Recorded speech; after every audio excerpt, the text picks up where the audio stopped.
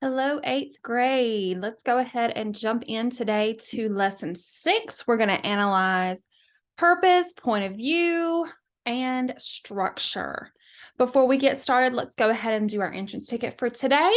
So it is going to be on page 34 in your student workbook. Go ahead and pause the video and begin your entrance ticket now.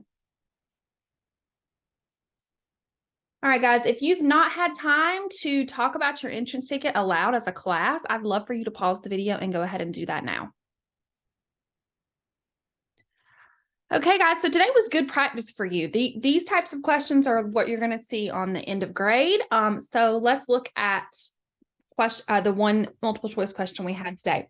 How does the following quotation from page 93 of the Omnivore's Dilemma contribute to developing the concept that America has an obesity and diabetes epidemic? The quote is, since 1970, farmers in the United States have managed to produce 500 additional calories per person per day. Your answer should have been B, by providing evidence that shows an increase in the calories we consume. Okay, that was the correct answer for your entrance ticket today. All right, let's look at our learning targets. So I've kind of touched on this a little bit this morning, but today we're going to analyze the author's purpose and point of view in a text and explain how he acknowledges conflicting viewpoints. We're also going to analyze the structure of a specific paragraph in a text and explain how it develops a concept. Okay, so today we've got to read section 4 and analyze with the going forward, we're reading through the lens of, we know we're going to be analyzing the author's purpose and we're going to be looking at his point of view.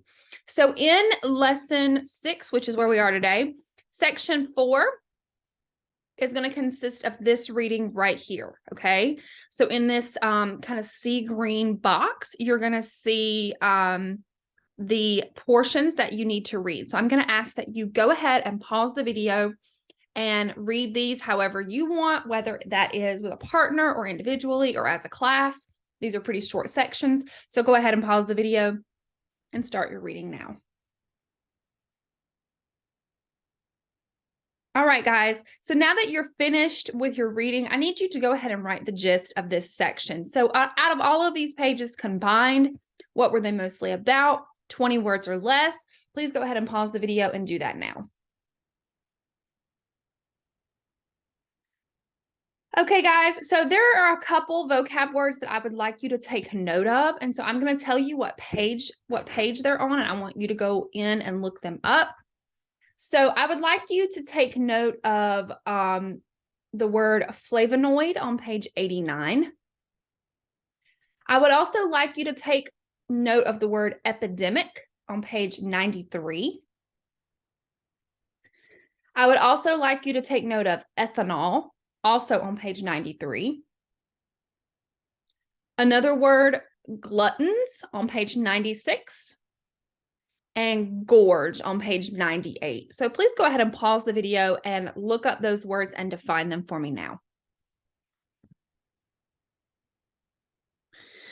All right, guys, so before we get into the meat of the lesson today, now that we've read, I want you guys to get in groups of 3. Think, triad, share. You're going to go through these 3 questions together in your groups of 3, and you're going to have some discussion about them. So number 1, think about your favorite cereals or snacks. How do you think the shape, taste, and or color may have attracted you to the food? Question number 2, what do you think about the diabetes and obesity epidemic in America? Question number 3, what are you interested to learn more about now? So go ahead and pause the video and let's get some discussion going in your groups of 3. Your teacher can circulate the room and can lead a class discussion on any of these questions if they choose. All right, guys, so now that you've kind of talked about maybe what draws you to some of the food that you eat, let's go in our student workbooks to the author's purpose and point of view note catcher. This is one that we keep coming back to, okay?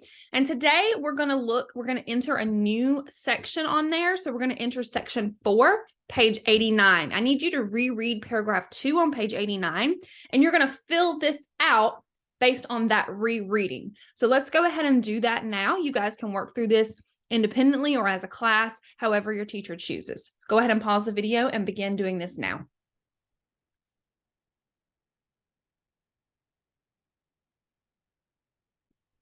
All right, guys. So now that you've looked at, now that you've went back and you've added some here,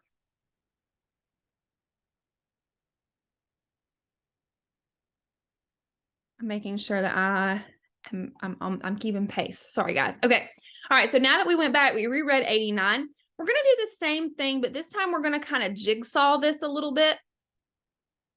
So I want your teacher to divide you guys into group 1 and group 2. Okay. Group 1, you're going to look at the section on page 91 through 93. Group 2, you're going to look at the section on 99 to 100. You're going to fill in this note catcher depending on which group your teacher assigned you. So we're going to kind of jigsaw this a little bit. Okay. So, you guys, obviously, you're going to be focusing on different things. So once you're finished, I want you guys to come back together, and group 1, you'll share, and group 2, you'll share, and you'll talk about maybe common things that you found and how your sections differ. So go ahead and pause the video and let's work to do this now.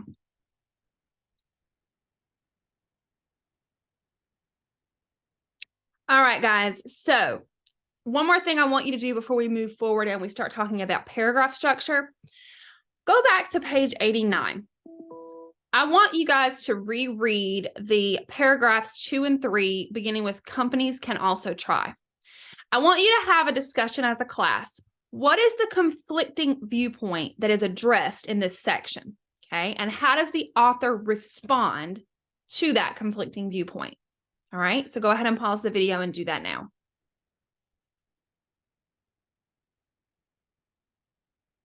All right, guys, so we're going into paragraph structure. So we're going to kind of jigsaw this a little bit, okay?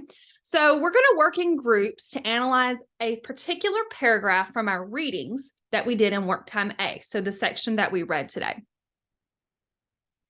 I want you guys to revisit this paragraph structure anchor chart and go over the different types of paragraphs. So if you'll pause the video and go ahead and do that now.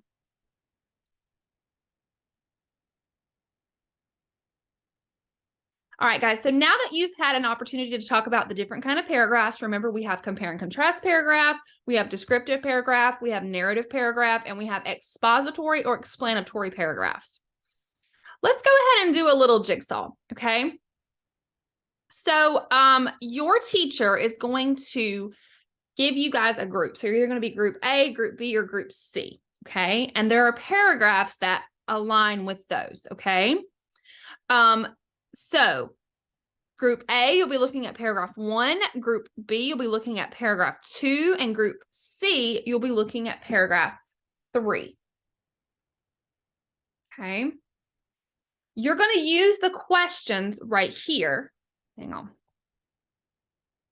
You're going to use these jigsaw questions to specifically look at the paragraph that is assigned to you.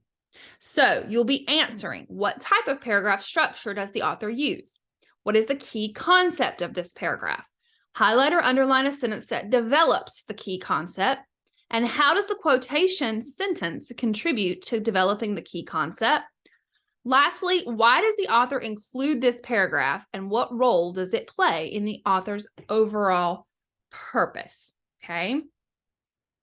So as you guys work through those paragraphs, you're going to be in your group. Remember, you're only focusing on the paragraph assigned to you, okay? And you're working to answer these jigsaw directions. So once you guys have done that, we're going to come back together, and you guys are going to have a chance to share out as a class, okay?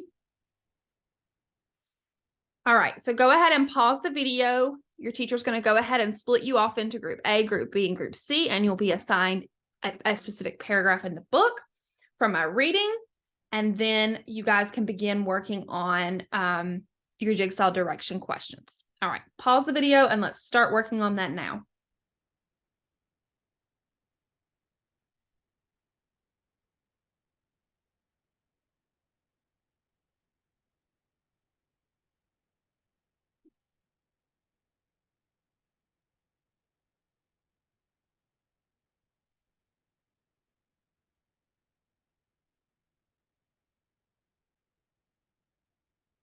All right, guys. So now that you guys have had an opportunity, to go through and look specifically at your paragraph only.